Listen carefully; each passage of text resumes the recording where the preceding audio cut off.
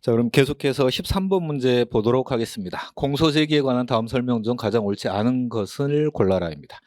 검사가 김영란인 또는 서명이 없는 상태로 공소장 자체를 좀 이렇게 우리 형사 절차에서 공소장의 이제 소송법적 의미를 살펴보게 되면은 검사의 의견이 기재된 문서라고 해요.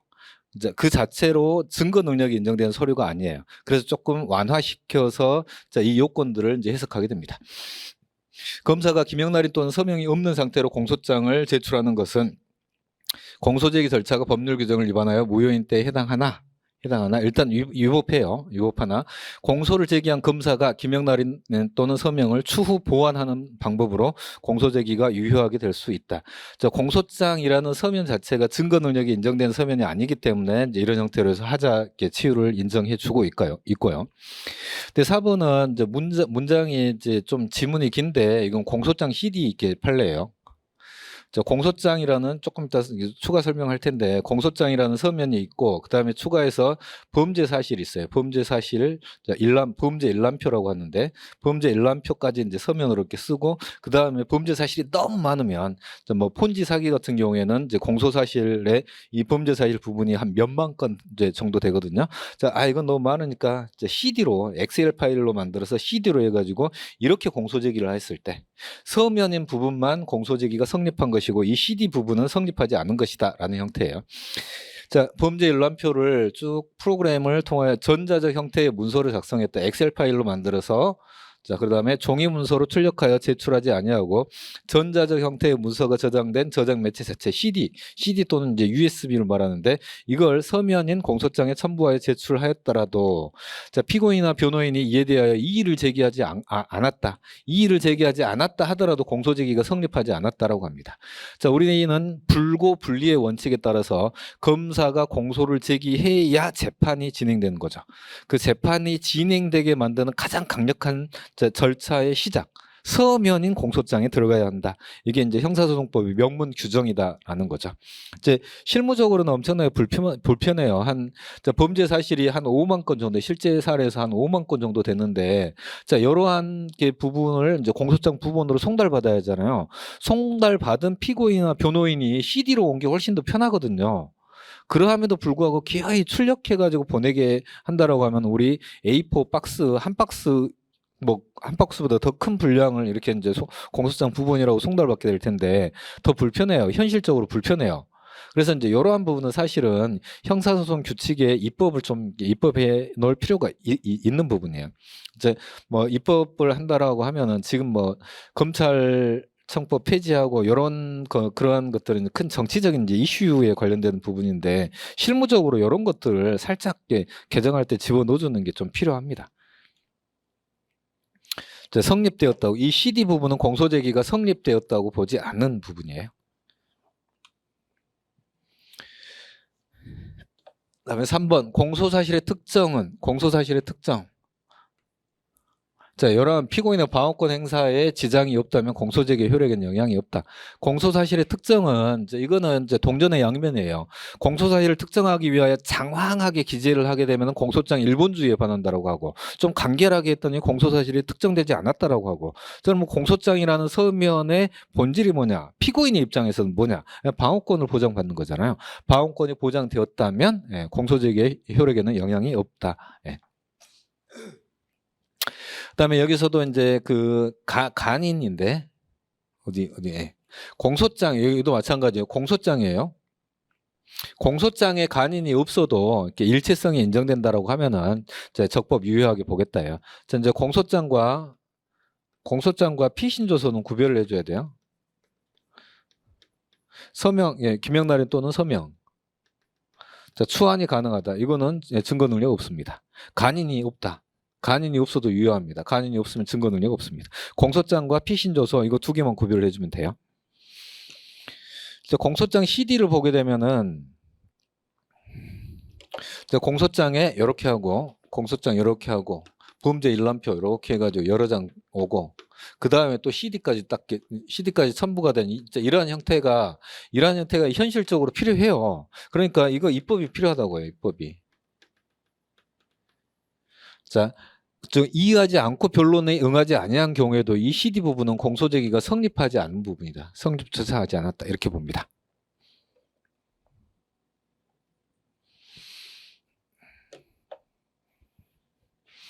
수사에 관한 다음 설명 중 가장 옳지 않은 것을 골랐다.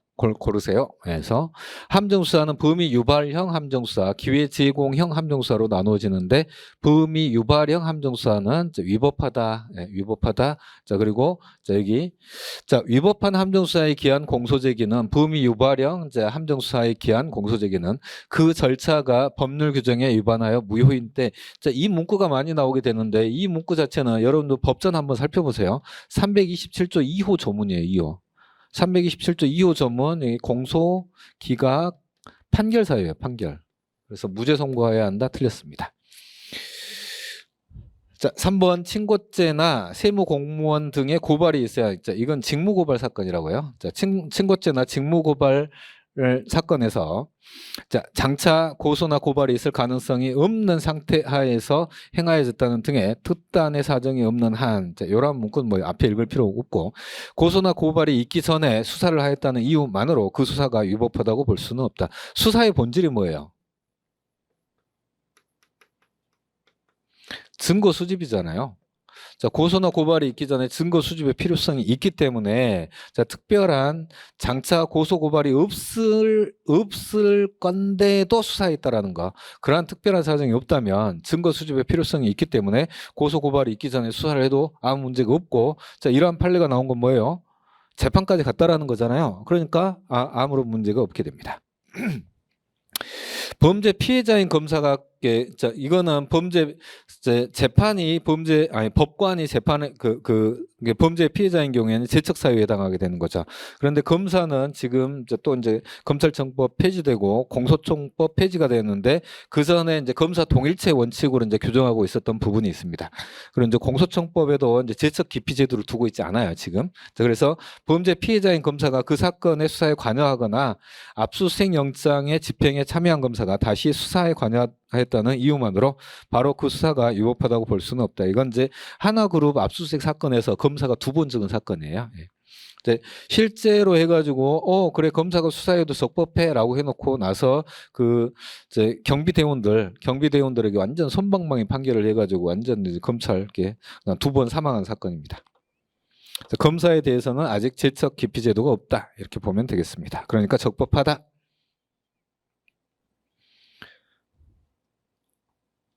제척 기피 제도 보겠습니다. 공소제기 전 검사의 증거보전 청구에 의하여 증인신문을 한 법관. 요게 184조의 증인신문을 한 법관이에요. 전심재판 기초된 조사심리에 관여한 법관이라고 할 수 없다. 이게 판례예요, 판례. 그런데 학계에서 가장 비판받는 판례예요. 왜냐하면은 이렇게 184조에 따라 증인신문을 하고 요거 자체가 311조에 따라 당연히 증거 능력이 유죄의 증거로 되거든요. 그럼 기초된 조사심리에 관여한 걸로 봐야 하는데 제척 기피 사유가 아니다라고 하는 게 판례예요. 1번 정답. 네, 이거요. 약식명령을 발부한 법관이 정식재판 절차에 1심 판결에 관여하면은 동일 심급이기 때문에 쭉 가서 제척의 원인이 된다고 볼 수 없다. 맞아요. 동일 심급이기 때문에. 여긴 좀 주의해야 되는 게 항소심에 가면은 제척 사유예요. 그런데 또 판결에 관여하지 않게 되면은 또 제척 사유가 아니라고 합니다. 기피 신청을 기각한 결정에 대해서는 즉시 항고할 수 있다. 이렇게 말하게 되면은 기피 신청 기각한 결정은 본안 재판부에서 기각한 결정을 말해요. 네. 파기 환송 전에 원심 재판에 관여한 법관, 이건 뭐 2심으로 보겠습니다. 파기 환송 후의 재판, 이것도 2심, 같은 심급이다. 제척 사유에 해당하지 않는다라고 합니다. 이거는 민사소송법과 좀 다른 부분인데 해설에서 추가해서 보게 되면 이거 제척 사유가 아니라고 하는 거 요거고요. 약식명령을 발부한 법관이 항소심 판결에 관여하게 되면은 제척 기피 원인이 돼요. 그런데 쭉 가서 후에 경질되어서 판결에 관여하지 아니한 경우에는 이게 제척 사유가 아니다예요. 그래서 약식명령에서 1심이냐 항소심이냐, 항소심에서 또 판결에 관여했느냐 하지 않았느냐 딱 구별되는 거고요. 자, 기피 신청 간이 기각 결정은 신청을 받은 법원 또는 법관이 기피 신청을 기각했을 때, 자, 이러한 워딩이 주어지게 돼요. 기피 신청 간이 기각. 자, 그러한 워딩이 주어지지 않았다라고 하면은 본안에서 새로운 합의부에서 기피 신청 기각 결정을 했다고 봅니다. 자, 아무튼 간이 기각 결정이든 새로운 합의부, 즉 이것도 새로운 합의부, 뉴예요. 새로운 합의부. 자, 새로운 합의부에서 기피 신청 기각 결정을 했을 때, 자, 아무튼 둘 다 즉시항고는 허용돼요. 즉시항고는 허용되는데 집행정지효가 있느냐, 자, 반대 해석해서 집행정지효가 있느냐, 자, 이것만 달라지게 되는 거죠. 자, 기피 신청을 인용한 결정에 대해서는 불복하지 못하고요. 기피 신청을 인용한 사례가 지금 이제 대한민국 판례가 나온 이후에 딱 하나 있습니다. 하나 유죄를 인정하는 취지로 유죄를 예단하는 이렇게 법률 판단을 미리 한 경우 제적 기피 사유에 해당한다라는 판례 하나 있고 나머지는 다 제적 기피 사유에 해당하지 않는다요. 자, 이렇게 이제 기피 제도 자체에서는 이제 실제 판례가 기피를 인용한 사례가 거의 없기 때문에 실익이 없어요. 기피를 통해서 법관을 배제하고자 하는 그 목적을 달성할 수 없어요. 그러함에도 불구하고 제적 기피 제도가 많이 이용하는 건 피고인의 재판 지연책이에요. 자, 공판을 정지하지 않고, 자, 간이 기각하고 나서 공판을 정지하지 않고 재판을 해도 되지만 부담이 돼요. 실무적으로 거의 다 정지해놓고 대법원에서 재항고까지 갔다가 다시 되돌아오게 될 때, 자, 그 기간 동안 2달에서 한 석 달 동안 재판이 정지가 되는 거, 요걸 피고인들이 엄청나게 많이 이용하고 있습니다, 지금. 자, 검사가 하는 건 검사가 재판 지연책으로 기피제도 이용하겠어요? 진짜 재판이 이상하니까 제적 기피제도로 어떻게 한번 풀어보려고 하는데 다 기각되죠.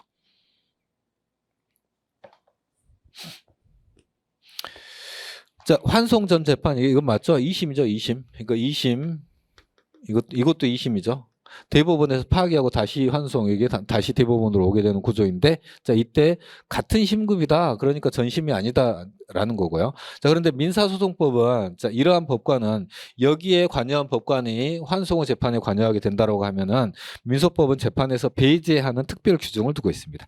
제척 기피 사유로는 아니지만 재판에서 배제하는 특별 규정을 두고 있다예요. 자, 증인에 대한 설명으로 옳은 것을 모두 고르시오이네요. 공범인 공동피고인은 당해 소송 절차에서 피고인의 지위에 있으므로 자, 증인이 될 수 없으나 이건 맞고요. 소송 절차가 분리되어 피고인의 지위에서 벗어나게 되면 증인이 될 수 있다. 그래서 공범인 공동피고인은 진술 거부권이 있습니다. 자, 변론을 분리하게 되면 소송 절차 분리하게 되면 증인이 될 수 있고 증인이 되게 되면 증언 의무가 있습니다. 그런데 공범이기 때문에 증언 거부권이 인정돼요. 증언 거부권이 인정되는 피고인이기 때문에 증언 거부권을 고지해 줘야 합니다. 고지하였음에도 불구하고 자, 이렇게 해서 변론을 분리해서 증인 신문하는 과정에서 증언 거부권을 고지했음에도 불구하고 허위 진술을 하게 되면 위증죄로 처벌받을 수 있습니다. 이미 유죄 확정 판결을 받으면 자, 우리나라는 일사부재의 원칙, 이중처벌 금지 원칙에 따라서 다시 다시 처벌받지 않습니다. 자, 최악의 경우에 재심으로 간다 하더라도 재심에서는 이익재심만을 인정하기 때문에 유죄 확정 판결을 받은 피고인은 더 이상 처벌받을 가능성이 없게 돼요. 더 이상 처벌받을 가능성이 없게 되면 증언을 거부할 수 없습니다. 자, 그리고 나아가 사실대로 증언을 해야 하고 만약 그 피고인이 자기에 대한 형사사건, 이 유죄 확정 판결을 받을 때 그 형사사건에서 희종 일관 범행을 부인하였다 하더라도 자, 피고인에게 사실대로 진술할 것을 기대할 가능성이 있다고 볼 수는 없다. 진술할 것을 이건 기대 가능성이 없다고 볼 수는 이게 있다고 없다를 바꿨네요. 그래서 니은반 틀렸습니다. 자, 그러니까 기대 가능성이 없으면 책임 조각으로 무죄잖아요. 그러면 기대 가능성이 있으면 책임이 있으니까 유죄 판결을 받게 돼요. 자, 우리나라는 어때요? 위증죄로 처벌하고 있잖아요. 그러니까 기대 가능성이 있다고 볼 수 없다가 아니라 기대 가능성이 없다고 볼 수는 없다. 이렇게는.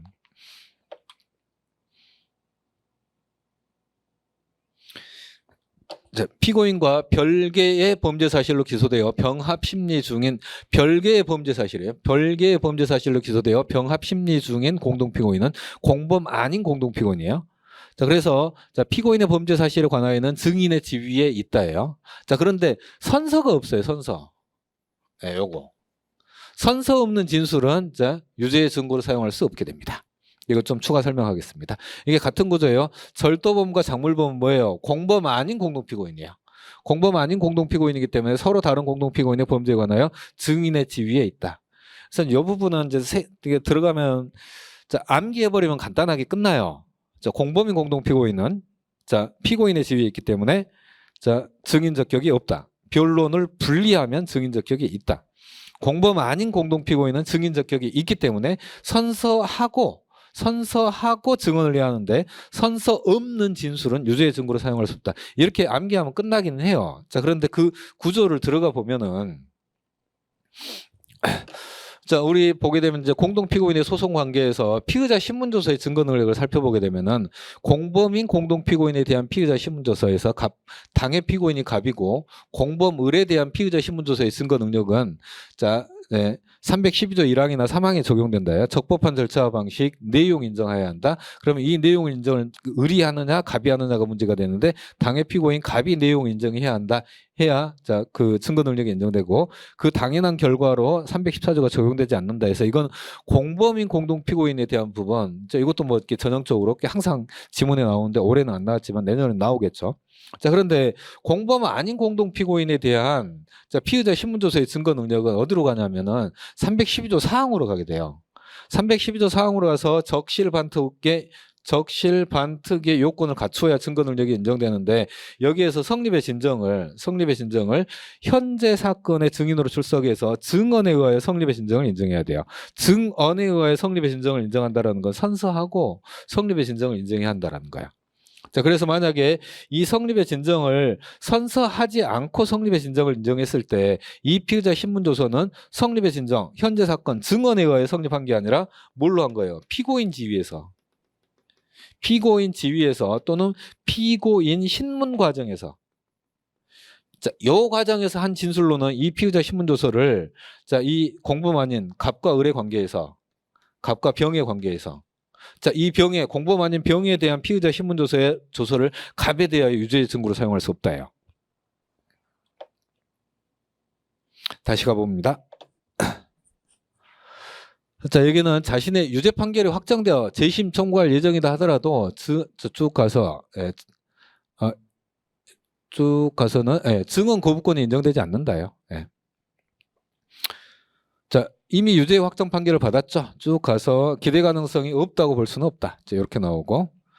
그 다음에 이제 최근에 전원 합의체 판례에서 야, 변론을 분리하는 거 너무 형식적인 거 아니냐. 그거 가지고 증인이 됐다고 피고인이 됐다고 하는 거 너무 기교적이다. 이상하다. 그러니까 우리 판례 변경하자라고 하면서 전원 합의체를 열었는데 종전 법리 그대로 하면 뭐 판례 변경할 필요 없다. 종전 법리 그대로 가자라고 해서 이제 결론이 났습니다. 그래서 종래 법리 그대로 가면 되고요.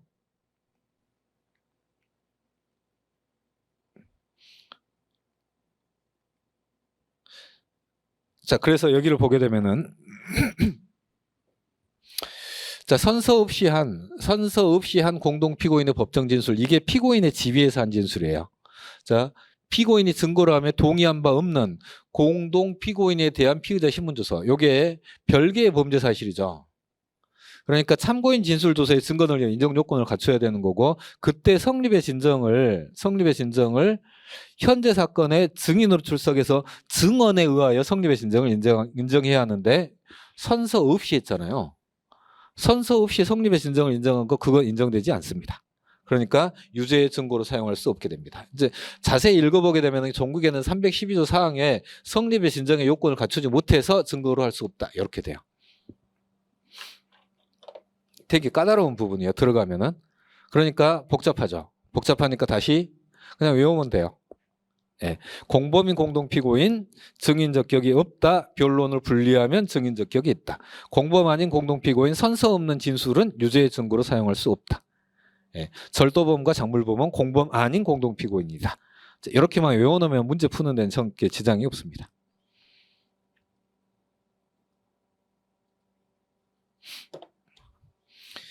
그다음에 위법 수집 증거 배제 법칙에 관한 다음 설명 중 가장 옳지 않은 것은 요거는 이제 그 쭉 가서 이제 임의 수사로서 적법하다는 최근 판례입니다. 그래서 이제 음주운전의 신고를 받고 이제 식당에서 이제 주차를 하고 식당으로 들어가서 밥을 먹고 있는데 아무리 봐도 저 사람 만취한 상태에서 차량을 운전해서 주차하고 식당에서 밥을 먹고 있다 이거예요. 그래서 그 112에 신고합니다. 그래서 112에 출동을 해가지고 그냥 그 정복을 입고 출동해서 어떤 사람이지 하면서 이렇게 슬쩍 보는 거. 이렇게 자 음식점에 들어가서 피의자가 어디 있는지를 이렇게 살펴보는 걸 뭐라 그래요? 그걸 수색이라고 하죠. 수색. 그 수색을 지금 영장 없이 하고 있는 거죠.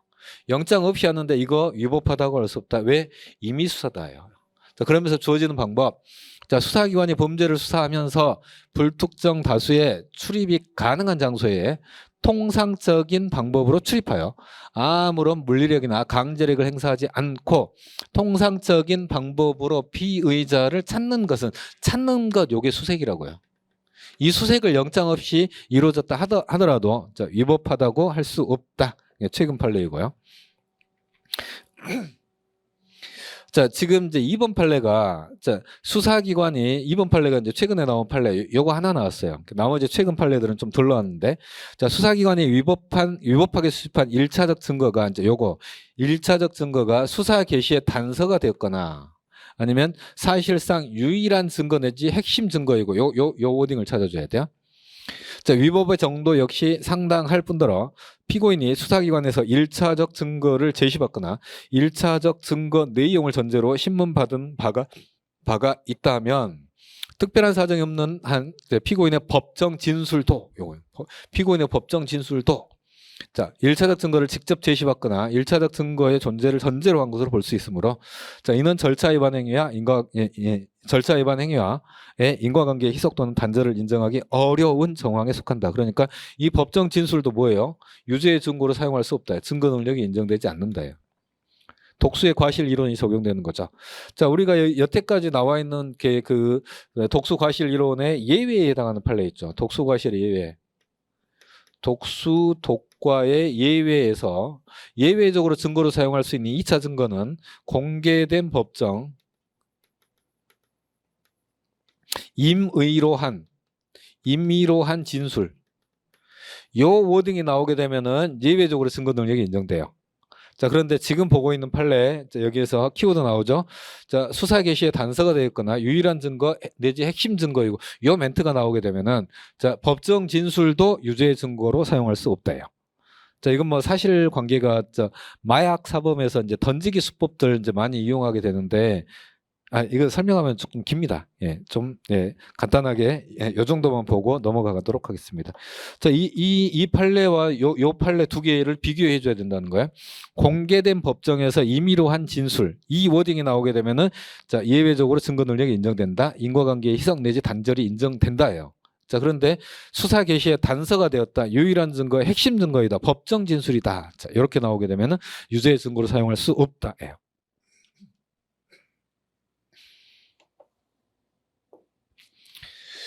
자, 수사기관이 압수의 대상이 되는 전자정보와 그렇지 아니한 전자정보가 혼재된 휴대전화를 압수했습니다. 혼재된 휴대전화, 그러니까 저장 매체 자체를 압수를 하였고 이를 수사기관 사무실로 옮겨 반출하여 탐색, 복제, 출력하면서 참여의 기회를 보장하지 않았거나 압수 목록을 작성, 교부하지 않았다면 이거 위법해요. 자, 위법한데 자, 그리고 사후에 법원으로부터 영장이 발부되었다 하더라도 위법성이 치유되지 않습니다. 그래서 압수수색에 있어서는 관련성의 요건이 중요해요. 관련성의 범위 내에서 참여권이 보장되어야 하고 자, 뭐 압수물 목록이 교부가 되어야 합니다. 관련성의 범위 내에서 이렇게 참여권과 압수 목록이 보장되지 않았다면 관련성의 범위 내라 하더라도 위법해요. 위수중으로 가서 사후영장이 발부되어도 위법성이 치유되지 않는다요. 동의하거나 사후영장이 발부되어도 위법성이 치유되지 않는다. 3번 틀렸습니다. 주거지 등에서 압수수색 영장을 집행하는 경우에 피의자에게 최소한 압수수색 절차의 의미를 이해할 수 있을 정도의 능력, 이걸 이제 참여 능력이라고 해요. 참여 능력. 참여 능력이 문제가 되는데, 자, 수사기관은 위와 같은 능력이 있는 이웃 사람이나 옆집 사람이나 지방 공공단체 직원, 동사무소 직원을 함께 참여시켜야 하고, 만일 위와 같은 능력이 없는 피의자만을 참여하게 했다면 그 압수수색은 원칙적으로 위법하다. 문제가 되지 않죠. 예.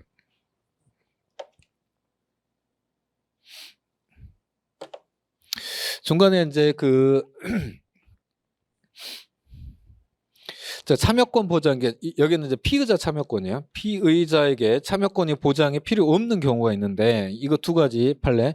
키워드 확장자 검색을 통해 선별하여 압수한 경우 있고, 자, 이거는 이제 다른 직렬에서는 다 나왔는데 법원직에서만 아직 안 나왔어요. 모텔에 몰래 카메라를 설치하였는데, 그걸 이제 거기에 있는 SD 카드를 압수한 경우에는. 그거는 이제 범죄 증거만 거기에 싹 들어있기 때문에 이미 그 자체로 압수가 끝났기 때문에, 자, 요것들을 수사기관 사무실에 반출하여 탐색 복제 출력하는 과정에 참여권을 보장하지 않아도 된다라는 이제 형태입니다.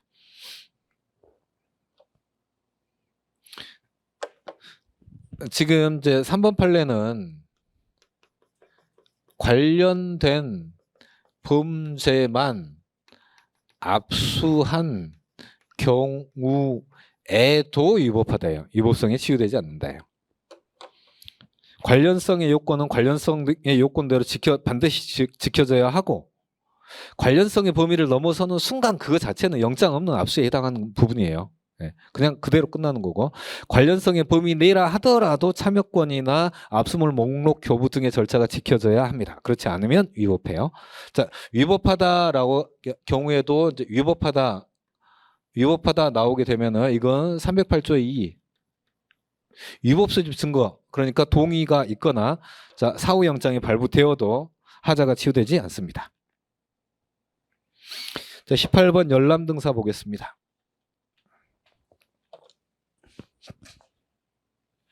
자, 피고인 또는 변호인은 검사에게 하네요. 이제 여기는 공판검사에게, 이제 공소청 검사에게 하겠죠. 검사에게 공소 제기된 사건에 관한 서류 또는 물건의 목록과 공소 사실의 인정 또는 양형에 영향을 미칠 수 있는 일정한 서류 등의 열람등사 또는 서면의 교부를 신청할 수 있고, 자, 피고인에게 변호인이 있는 경우에는 변호인이 있는 피고인은 열람만을 신청할 수 있다. 이거 다 그냥 나왔네요. 열람등사 서면의 교부. 그래서 이제 검사의 증거 개시 관련한 부분인데, 목사형, 열등교, 변비, 열람. 이렇게 두 문자 땄던 거죠. 예. 목사형, 열등교, 변비, 열람. 요거 가지고 시험 문제 많이 나왔습니다. 자, 검사도 이제 피고인 측에 열람 등사를 신청할 수 있는데, 그 자체는 여기 이쪽은 전면적 증거 개시라고 하고, 여기는 제한적 증거 개시라고 합니다. 그래서 검사가 피고인 또는 변호인이 공판기일 또는 공판 준비 절차에서 현장 부재, 심신 상실, 심신 미약 등의 법률상 사실상의 주장을 한 때, 자, 피고인 변호인에게 일정한 서류 등의 열람 등사 서면의 교부를 요구할 수 있다. 자, 이것도 맞고 이것도 맞고. 예. 근데 이건 실무상 거의 이용할 필요가 없어요. 왜냐하면은 자기에게 유리한 주장들이기 때문에 관련된 자료를 수사기관에 이미 제출하였거나 아니면 재판부에 제출을 하였을 거예요. 예. 검사가 구질구질해, 야, 네가 갖고 있는 것 좀 보여줘. 이거 하겠어요? 안 해요. 안 하면 뭐예요? 지만 손해니까 이렇게 자연히 공판정이 현출되게 돼요. 자, 3번 피고인 또는 변호인은 검사가 서류 등의 열람 등사 서면의 교부를 거부하거나 범위를 제한한 때에는, 거부하거나 제한하는 건 지체 없이 서면으로 해줘야 돼요. 자, 또는 검사가 신청을 받은 때로부터 48시간 이내에 48시간 동안 씹어버리고 있으면, 자, 거부의 통지를 하지 아니하는 때에는 이제 법원으로 가는 거죠. 법원에 그 서류 등의 열람 등사 서면의 교부를 허용하도록 할 것을 신청할 수 있다. 그럼 법원에서 허용 결정을 하겠죠. 열람 등사 허용 결정을 할 거고, 이 허용 결정은 고지되는 즉시 집행력이 발생하게 되는 거고, 불이익 증거 신청에 불이익을 감수하기만 하면, 거부할 수 있는 것이 아니다. 위법하다. 이런 거죠. 용산 참사 사건의 판례입니다. 자, 지금 여기까지는 그대로 다 조문이에요. 조문. 자, 법원의 열람 등사 허용 여부에 관한 결정은 형사법 403조 판결 전 소송 절차에 관한 결정에 해당하는데 자, 위 결정에 대하여는 즉시 항고의 방법으로 불복할 수 있다. 불복하지 못한다요. 즉시 집행력이 발생한다.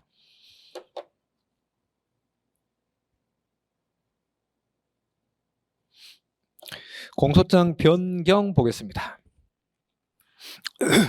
자, 법원은 공소장 변경이 피고인에게 불이익을 증가할 염려가 있다고 인정한 때.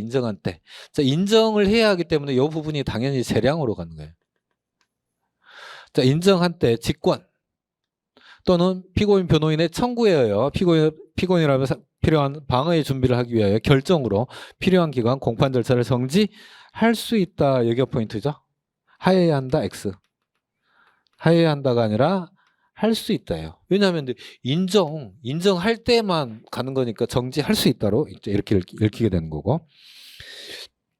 공소장 변경 신청서 부본은 피고인 또는 변호인이에요. 피고인과 변호인 중 어느 한쪽에 대하여만 송달하면 절차상 위법이 없다예요.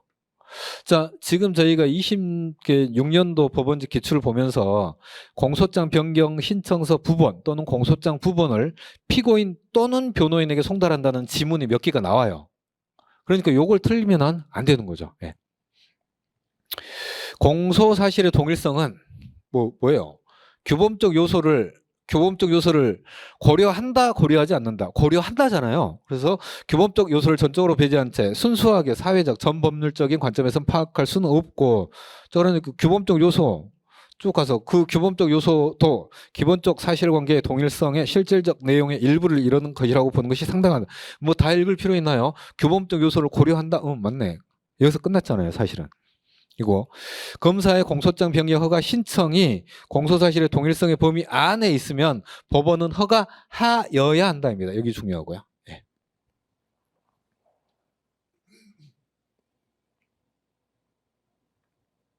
자, 공소사실의 동일성이 규범적 요소를 고려하여 판단한다요.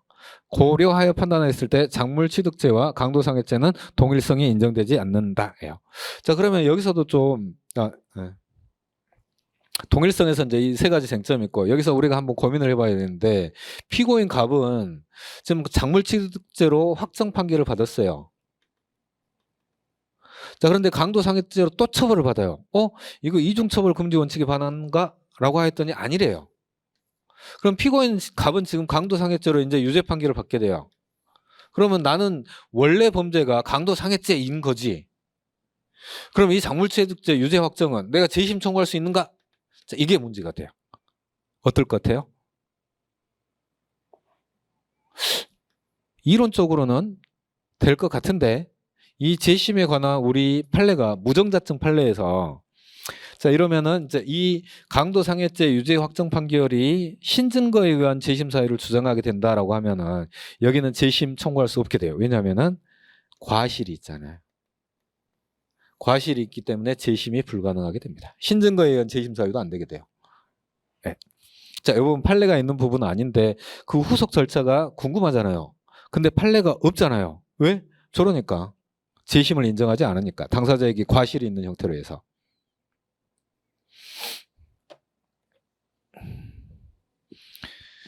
친고죄 고소에 관한 다음 설명 중 옳은 것과 옳지 않은 것을 올바르게 조합한 것은 박스 문제처럼 보이잖아요. 근데 뭐 선지가 4개니까 똑같아요. 그냥 OX만 해주면 되는 거죠. 친고죄 공범 중 일부에 대해서만 처벌을 구하고 나머지에 대하여는 처벌 불원의 의사를 표시한 고소는 그 고소가 적법하지 않다. 이거 좀 특이한 판례예요. 친고죄 공범 중 일부에 대하면 처벌을 구하면 고소 불가분의 원칙에 따라 다른 공범자에게도 효력이 미치니까 자, 전부 고소한 것으로 적법하게 취급해야 하는데 판례가 그렇지 않다라고 봐요. 그래서 기억번 맞고요. 그래서 이제 이러한 판례는 법리적으로 해석하는 판례가 아니라 정책적으로 해석한 판례예요. 네. 법리에는 맞지 않아요. 그런데 정책적으로 어쩔 수 없이 이러한 판결을 하게 됩니다. 친고죄에 있어서 고소 불가분의 원칙을 규정한 형사법 규정은 친고죄 고소 불가분 반의사 불벌죄에 준용되지 않는다. 맞죠? 왜? 고소 불가분 원칙은 공범에 대한 처벌 확장 규정이기 때문에 엄격하게 해석한다. 규정이 없는 곳에 준용하지 않는다. 공정거래위원회 즉시고발 사건에도 준용되지 않는다. 예, 니은번 맞고요. 고소불가분의 원칙상 고소불가분의 원칙은 공범들이 처벌받을 거면 모두 처벌받아야 되는 거고, 공범들이 풀어놔야 되는 거면, 공소기각 판결로 풀어놔야 되는 거면 모두 풀어놔야 돼요. 그래서 공범 처벌의 일체성 때문에 친고죄의 고소불가분의 원칙을 규정하고 있는데, 고소불가분의 원칙상 공범 중 1인에 대한 고소 취소는 고소인의 의사와 상관없이 다른 공범에 대하여도 효력이 있다. 예. 고소 취소도 효력이 있고 고소도 효력이 있고. 디귿번 맞고. 친고죄 공범 중 그 일부에 대하여 1심 판결이 선고된 후에는 공범 처벌하게 됐죠. 일부를 처벌하게 되었죠. 그러면 전부 처벌해야 돼요. 1심 판결 선고 전에 다른 공범자에 대하여 그 고소를 취소할 수 없고, 만약에 그 고소의 취소가 있다 하더라도 그 효력, 고소 취소의 효력으로서 공소기각 판결의 효력을 발생할 수 없으며, 이러한 법리는 임의적 공범이나 임의적 공범에는 적용되나 필요적 공범에는 적용되지 않는다. 예, 이건 여기 후단 부분이 틀렸네요. 리을번이 틀렸습니다. 리을번도 형사소송법 232조에 따르면은 친고죄 고소는 1심 판결 선고 전까지 가능하다라는 조문이 있고, 233조 조문이 있어요. 친고죄 고소의 주관적 불가분 원칙을 규정하는 거. 이 두 조문이 충돌하는 상황이에요. 그런데 판례가 233조 공범 처벌의 일체성을 이유로 여기 이렇게 그 효력을 발생할 수 없다라고 합니다.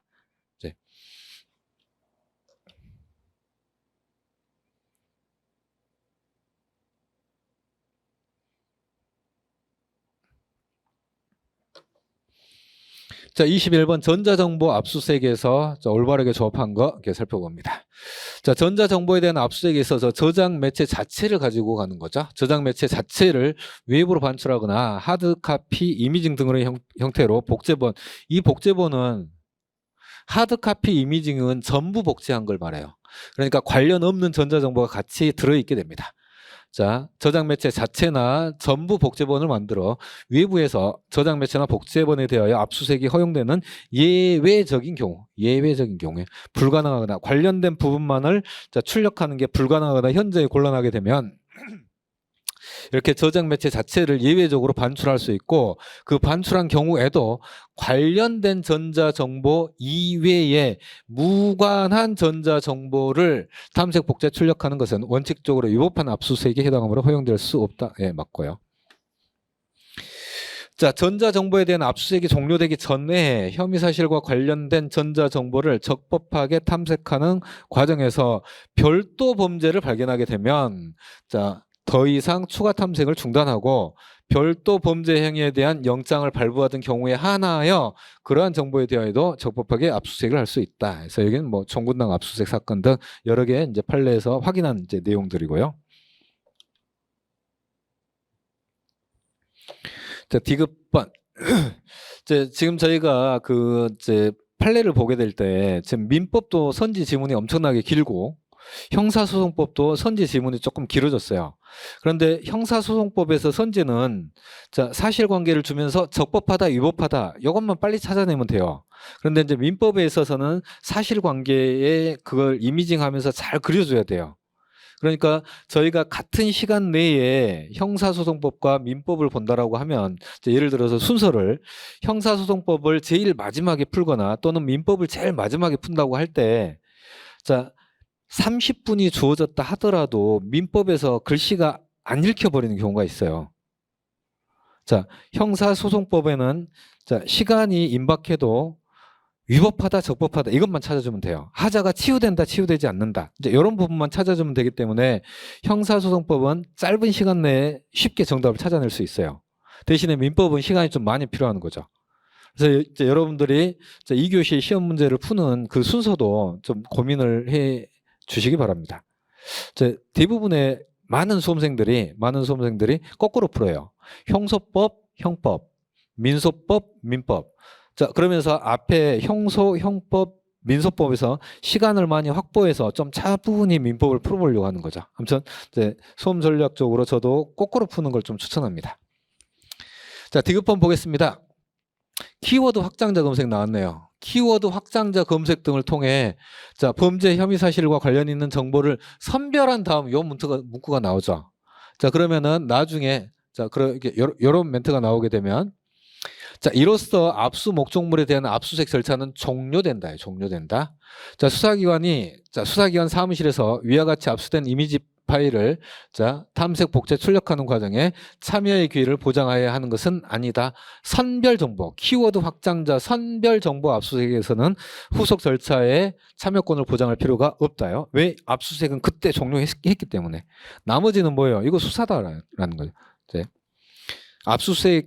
압수수색은 종료됐고 압수수색이 아닌 다른 형태의 수사다라는 거고. 그다음에 리을번 갑니다. 증거로 제출된 전자문서 파일의 사본이나 출력물. 자, 파일 사본이나 출력물이 복사 출력 과정에서 편집되는 등 인위적 개작 없이 원본 내용을 그대로 복사 출력한 거 이건 뭐예요? 동일성이라고 합니다. 이 동일성을 검증하는 방법은 전자문서 파일의 사본이나 출력물의 생성과 전달 및 보관 등의 절차에 관여한 사람의 증언 또는 원본이나 사본 파일 생성 직후의 해시 값의 비교, 전자문서 파일에 대한 검증, 감정 결과 등 재반 사정을 종합하여 판단할 수 있다. 예, 동일성 요건이에요. 동일성 요건. 자, 그리고 이러한 원본 동일성 요건은 증거 능력 요건에 해당하므로 검사가 그 존재에 대하여 구체적으로 증명해야 한다. 검사가 증명하래요. 검사가 증명해야 하는데 그럼 증명 방법은 엄격한 증명이냐 자유로운 증명이냐가 문제가 되는데 거기까지는 아직 판례가 없어요. 판례가 없는데 이거는 소송법적 사실이기 때문에 자유로운 증명으로 속하다. 이렇게 풀 수 있습니다. 그런데 명시적인 판례는 없으니까 일단 검사가 증명해야 한다. 동일성 검증 검사가 해야 한다. 이렇게 보면 되겠습니다. 다 맞는 지문이네요.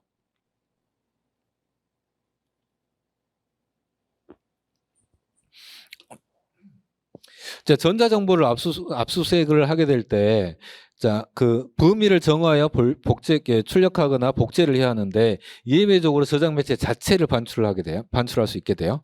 자, 이러한 게 불가능하거나 현저히 곤란할 때. 그런데 이렇게 반출해서 복제 탐색하는 과정에도 관련성의 범위 내에서만 압수수색이 가능하고 무관한 부분은 삭제 폐기해야 되는 거고 이 무관한 부분을 압수수색하기 위해서는 별도 영장을 발부받아야 한다는 거죠.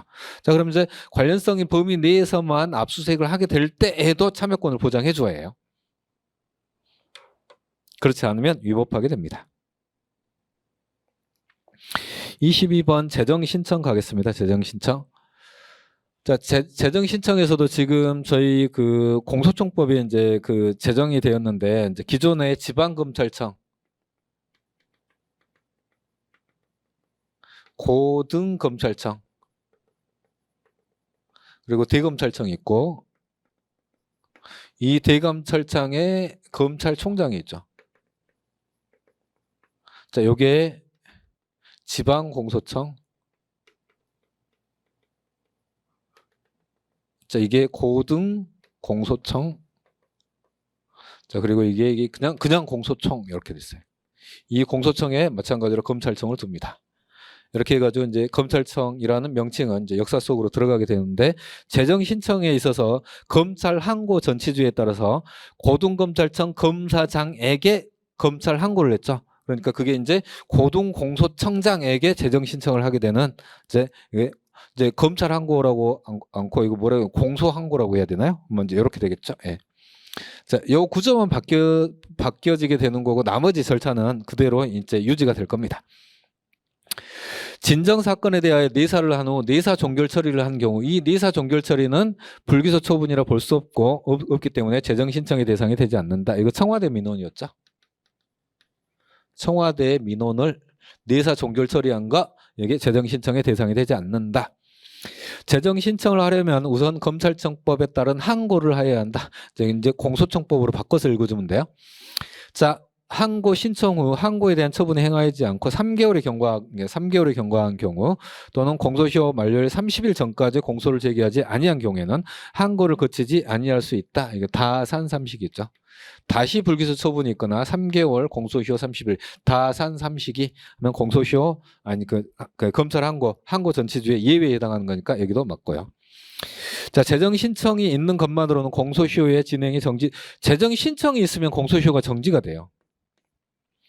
자, 공소 제기 결정이 있는 때에는 공소시효에 관하여는 그 결정이 있는 날에 공소가 제기된 것으로 본다.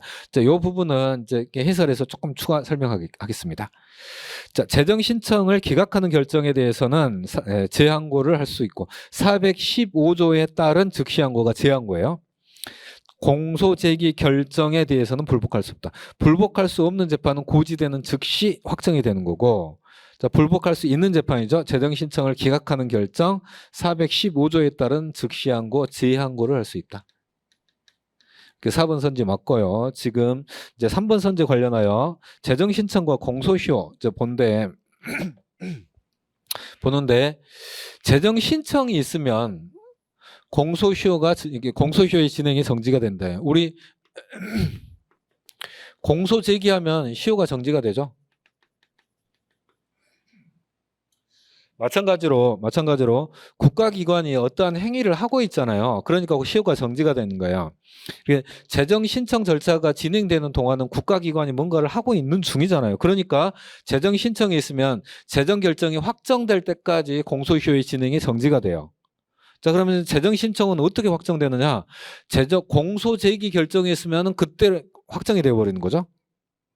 그러면 재정 신청 기각 결정은 재항고가 가능하니까 재항고 기간이 끝나면 확정되겠죠. 아무튼 그 재정 결정이 확정될 때까지 공소시효의 진행이 정지가 되는데 공소 제기 결정이 있죠.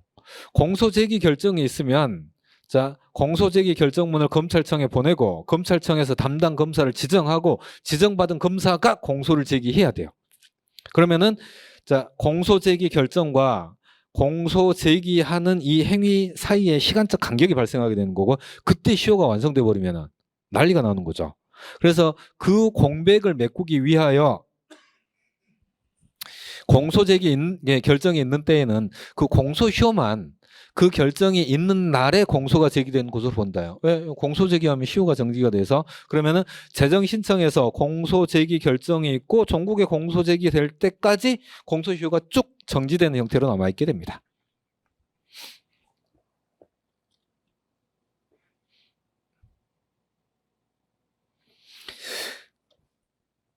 재판권과 관할에 대한 설명 중 가장 옳지 않은 것을 골라라 입니다. 자, 토지 관할을 달리하는 수개의 관련 사건이 이 부분은 이제 사물 관할은 같고 토지 관할을 달리하는 수개의 관련 사건이 각각 다른 법원에 계속된 때 공통되는 바로 위의 상급 법원은 검사나 피고인의 신청에 의하여 자, 결정으로 한 개 법원으로 하여금 병합 심리하게 할 수 있는데 여기에서 각각 다른 법원에 해당하기 위해서는 사물관할이 같아야 한다. 사물관할이 다르면 사물관할의 병합으로 가는 거죠. 사물관할이 같고 토지관할이 이렇게 다를 때 그때 토지관할 병합으로 가는 거고 이때 공통되는 바로 위에 직근 상급 법원은 여기 자, 고등법원이 같으면 고등법원이 다를 때 대법원이라는 게 판례이죠. 자, 2번 가겠습니다. 1심에서 합의부 관할 사건에 관하여 합의부 관할 사건이 단독판사 관할 사건으로 변경하는 공소장 변경 허가 신청서가 제출되면 사건을 배당받은 합의부는 사건을 단독판사에게 재배당하여야 한다. 땡 틀렸습니다. 이 부분은 단독판사 사건이 합의부로 바뀐 경우에는 합의부로 이송해 줘야 돼요. 자, 그런데 합의부 사건이 단독판사로 공소장이 변경되게 되면은 이 합의부에서 계속 재판을 해야 하고 재배당하면 안 됩니다. 자, 2번 보고. 자, 법원은 직권으로 관할을 조사하여야 하고 맞습니다. 자, 형사소송법 제1조예요. 자, 피고 사건이 법원의 관할에 속하지 아니한 때에는 판결로서 관할 위반의 선고를 하여야 하고 그다음에 자, 피고인의 신청이 없으면 토지 관할에 관하여는 관할 위반의 선고를 하지 못한다. 예, 맞습니다. 자, 형사소송법 1조, 자, 2조, 그리고 319조 이렇게 연결되는 조문이고. 자, 기소된 사건에 관하여 재판권이 없는 것으로 인정된 때에는 공소기각 판결을 해야 한다. 이것도 327조 1호예요. 1호. 공소기각 판결 사유에 해당하게 됩니다. 그래서 이제 2번이 틀렸고.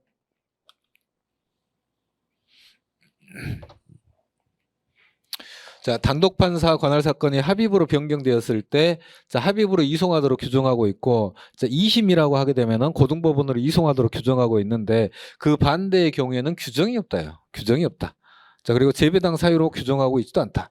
그래서 처음에 합의부로 배당받았죠. 배당받은 합의부는 공소장 변경 허가 결정을 하였는지에 관계없이 실체에 들어가 심판하였어야 하고 단독 판사에게 재배당할 수 없다. 재배당할 수 없는데 재배당했기 때문에 위법하다입니다.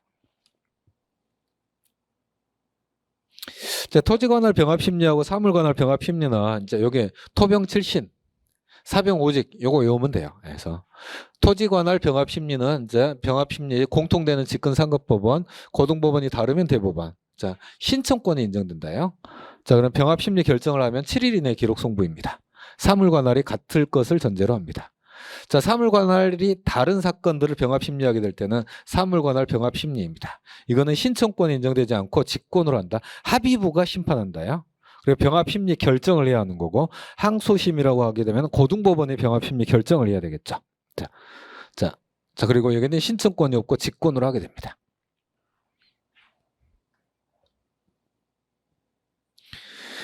자, 24번 가겠습니다. 자, 증거법이 좀 너무 쉽게 나왔어요. 최근에 중요한 판례들 많이 나왔는데 그 부분이 다 누락되었습니다. 자, 당연히 증거 능력이 있는 서류에 관한 설명에서 당연히 증거 능력이 인정되는 서류, 체포 구속인 접견부는 증거 능력 서류에 해당하지 않는다예요. 영업상 필요로 작성된 메모리 카드, 자, 이거는 315조 2호의 업무상 통상문서로 증거 능력이 인정된다. 이거. 자, 다른 피고인에 대한 형사사건의 공판조서 중 일부인 증인신문조서는 당연히 증거 능력 인정되는 서류에 해당한다. 이것도 마찬가지 311조가 아니라 315조 3호에 따라서 증거 능력이 인정됩니다. 311조에 당연히 증거 능력이 인정되는 이제 법원의 서류 등은 당해 사건의 서류를 의미해요. 이제 이거는 다른 사건이에요. 다른 사건. 아무튼 증거 능력은 인정됩니다. 자, 구속 적부 신문조서. 구속 적부 신문조서는 311조는 아니다예요. 자, 그런데 315조 3호에 의하여 당연히 그 증거 능력이 인정된다. 자, 그리고 여기서 판례가 조금 추가합니다. 자, 자, 증명력 판단은 신중하라. 허위 자백을 하고라도 허위 자백을 해서라도 자, 자유를 얻으려는 유혹이 있기 때문에 허위 자백했을 가능성이 있다. 그러니까 그 신빙성을 판단할 때, 증명력을 판단할 때 신중하라. 사족이 조금 붙어 있습니다. 체포 구속인 접견부가 만들어졌다라는 것 자체는 비변호인과의 접견이 이루어졌을 때 체포 구속인 접견부가 만들어집니다. 자, 이건 이제 시간적 흐름을 보게 되면은, 자, 옛날에는 교도관들이 있었잖아요. 교도관들 있고, 경비 교도대도 있고, 그랬는데, 아무튼 그 면회를 할 때 메모를 했어요. 얘들이 이상한 말을 주고받고 그럴 때, 좀 특이한데? 이런 메모들을 했는데 힘들잖아요. 그게 요즘에는 이제 전화를 하잖아요. 유리창 딱 이렇게 해놓고, 이제 둘이 전화를 하게 되는데, 그 위에 이렇게 써져 있어요. 대화가 녹음되고 있습니다. 그 녹음을 뜬 게 이제 요즘은 체포구속인 접견부가 만들어지게 돼요. 자, 그런데 변호인과의 접견, 미결 수용자와 변호인과의 접견에는 이 접견부가 만들어지지 않아요. 녹음이 안 되거든요. 녹음을 할 수 없거든요. 그러니까 체포구속인 접견부가 만들어졌다라고 하는 것 자체는 비변호인과의 접견이 이루어지는 거고, 우리가 영화나 드라마 속에 보면 가족 등이 가가지고 막 면회하는 그 내용이 녹음된 거, 그걸 녹취록을 따가지고 접견부를 만들어서 수사에 이용합니다. 자, 그런데 이 접견부 자체를 듣고 추가 수사를 해서 증거를 확보해야지, 이 접견부 자체는 증거 능력이 인정되는 서류가 아니라고 합니다. 판례가.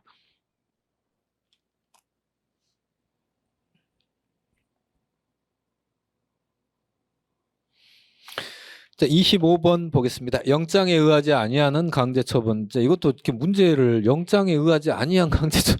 자, 글쎄요. 자, 이거는 우리 이제 형사소송법 216조부터 형사소송법 217조 그리고 이제 218조 이미지출물 압수가 있는데, 자, 이거는 영장에 의하지 아니한 압수가 맞아요. 그런데 이건 뭐예요? 이건 영장에 의하지 아니한 강제처분이라고 하지 않고 긴급 압수라고 해요. 사후 영장이 필요해요. 자, 아무튼 보겠습니다. 범행 중, 범행 직후의 범죄 장소에서, 이게 첫 번째 요건이에요. 자, 긴급을 요할 것. 자, 요거 두 번째 요건이고요. 긴급을 요하여 지방판사의 영장을 받을 수 없는 때는 영장 없이 압수수색 검증을 할 수 있고 사후 영장을 받아야 합니다. 자, 3번 요건입니다. 그래서 1, 2, 3 요건이 필요한데 1, 2, 3 요건 중에서 어느 하나의 요건이 누락된 경우에는 사후영장을 받아도 하자가 치유되지 않는다라고 합니다. 자, 옳은 것을 골라라라고 되어 있네요. 자, 2번 선지 보겠습니다. 검사 또는 사법경찰관은 긴급 체포된 자가, 자, 우리 여기다가 삽입해서 읽기로 했죠. 다른 장소에서 소유 소지 보관하는 물건에 대하여 긴급히 압수할 필요가 있는 경우 체포한 때로부터 48시간 이내에 하나여 영장 없이 압수수색 또는 검증을 할 수 있다. 틀렸죠? 여기 체포한 때로부터 24시간이에요. 신속하게 하라라는 취지예요.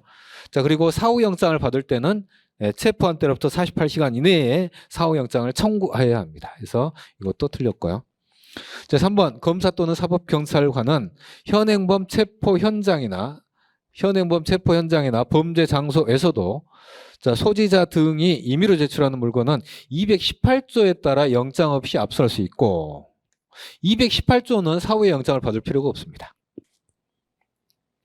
자, 교도관으로부터 그가 보관하고 있던 피고인의 비망록을 이제 임의 제출한 거 이거 적법하다. 적법하다 해서 정답 옳은 것은 이제 3번입니다. 자, 옳은 것은 3번이고 이제 긴급 압수 그 관련해서 자, 긴급 체포 시 다른 장소 압수수색이죠. 긴급 체포 시 다른 장소 압수수색은 첫 번째 체포한 때로부터 24시간 이내에 하나여만 허용되고 그다음에 사후 영장을 청구하게 될 때 체포한 때로부터 48시간 이내에 자, 청구를 해줘야 돼요. 청구. 자, 이렇게 보고 그다음에 218조에서 이제 제일 중요한 판례는 사실은 유류물이에요. 유류물과 임의 제출물 압수로 나눠지게 되는데 둘 다 사후 영장은 필요가 없어요. 자, 그런데 임의 제출물 압수는 압수에 관한 관련성의 제한을 받아요. 관련성의 제한도 받고 참여권도 보장돼야 돼요. 참여권도 보장되어야 합니다. 자, 그런데 이 유류물 압수인 경우에는 관련성의 제한을 받지 않고 참여권을 자, 이렇게 해줄 필요도 없다. 자, 요게 중요하죠. 자, 이렇게 해서 이제 형사소송법 2026년도 형사소송법 법원직 기출해설을 이제 마쳤습니다. 자, 그럼 이제 우리 법원직 공무원들이 이제 지금 이제 마음을 이제 다잡고 자, 한번 리마인드를 해줘야 돼요. 내가 왜 법원직 공무원이 되고자 하는가? 자, 법원직 공무원이 되어서 내가 앞으로 정년퇴직할 때까지 그 법원 조직에서 일을 하게 될 때 나에게 사명감이 주어지게 될 거고 그 사명감을 어디에서 찾을 것인가? 법원의 재판은 본질이 공정한 재판이어야 합니다. 그 공정한 재판을 하는데 자, 당사자인 원고나 피고 또는 피고인의 방어권을 보장해주는 그 절차들을 통하여 재판이 이루어졌을 때 자, 그게 공정한 재판이 되는 거고 그 재판 절차에 참여하는 것이 여러분들의 업무입니다. 자, 그리고 그러한 공정한 재판을 하는 것에 대한 국민들의 신뢰가 자, 받쳐지게 되는 거고 그래서 여러분들이 나는 법원 공무원입니다 라고 당당하게 말하면서 자부심을 느낄 때 그런 데서 여러분들이 사명감을 느끼게 되는 거예요. 자, 아무튼 이제 법원 공무원으로서 이제 근무하다 보면은 이제 쪽팔리지는 않습니다. 그리고 주변에서도 이제 일정 기간 연차가 차게 되면은 부러워하고 일정 존중을 많이 해주는 그러한 이제 사회적 지위를 갖게 됩니다. 자, 여러분들 이제 반드시 이제 공부를 해서 그러한 법원직 공무원이 되기를 제가 이제 간절하게 이제 응원하겠습니다. 자, 이번 해설 마치도록 하겠습니다. 예, 수고하셨습니다.